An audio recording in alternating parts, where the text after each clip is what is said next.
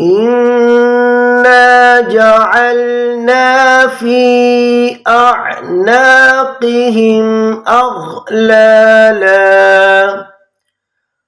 أغلالا فهي إلى الأذقان فهم مقمحون وجعلنا من بين أيديهم سدا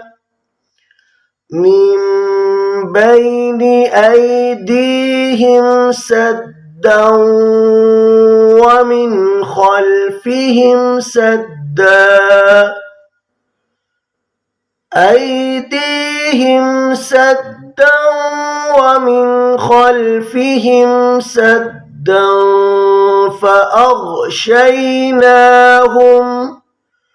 فأغشيناهم فهم لا يبصرون وسواء عليهم أأنذرتهم